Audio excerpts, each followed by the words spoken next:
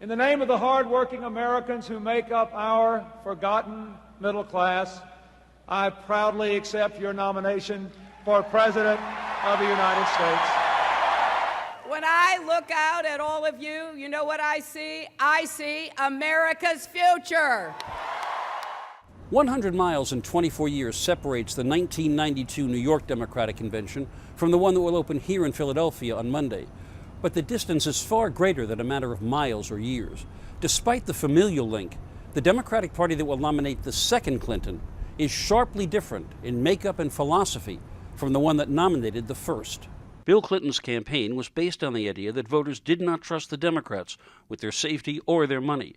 He promised a different agenda: middle-class tax relief, ending welfare as we know it, tougher on crime, pro-death penalty. Bill Galston was a key architect of that agenda. The move towards fiscal restraint and a balanced budget, which yielded 4 years of surpluses, a focus on education reform, not just education investment, welfare reform, the trade agenda, which included not just NAFTA, but also the WTO. The Democrats in Philadelphia are striking sharply different notes. The platform calls for ending mass incarceration, abolishing the death penalty, free college tuition for millions, cracking down on big banks, a public option for health care, and the right to an abortion without restrictions. Instead of Bill Clinton's wall of blue, mothers whose sons and daughters were killed by police will speak here. Certainly a Bill Clinton convention would never have thought of having those type of speakers. Ed Rendell, former Philadelphia mayor, Pennsylvania governor, and National Party chair.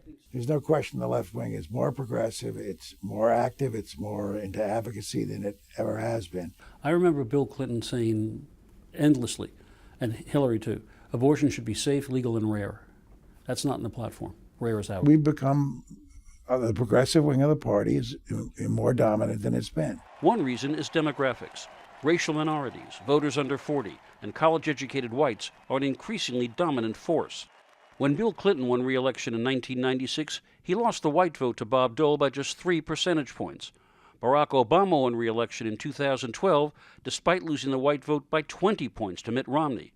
Obama won with huge majorities of blacks, Hispanics, and Asians, who are now a bigger slice of the electorate. And now we are the big tent party, and we represent the breadth and the diversity of this country. And here I am, an African-American woman from Brooklyn, New York, as the CEO. Convention CEO Leah Daughtry says the changing approach to an issue like crime reflects a change in reality. In those days when President Clinton was advancing the crime bill, everybody was in an uproar about the crack epidemic that was sweeping across the country, and everybody wanted something done about it. So, I think it is a mark of the Clintons to say, looking back, no, it was not the right thing. There is, of course, another reason why the Democrats have moved left. This type of rigged economy is not what America is supposed to be about. Vermont's Bernie Sanders, the only avowed socialist in the Senate, mounted a surprisingly strong primary challenge to Clinton, winning 12 million votes and more than 1,800 convention delegates. Colorado delegate Terry Tucker was one of them. The Democratic Party was always a party of the people. It's become so much like the other party in many respects. The way you chase the big money, the way the establishment, the elite, choose which candidates are going to be put forward. We lost our roots, and we need to get back there. Bill Galston says Hillary Clinton is walking a tightrope between the past and the present. She understands that the party is nothing like the party that nominated and then helped to elect her husband. Her challenge is crystallized by Sanders supporters like Terry Tucker.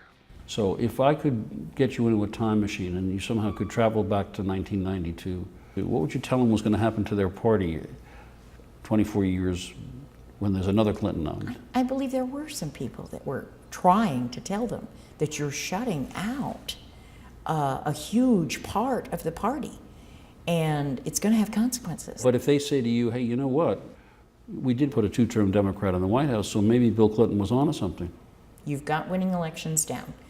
But when did winning elections mean that as a political party, we don't do the right thing?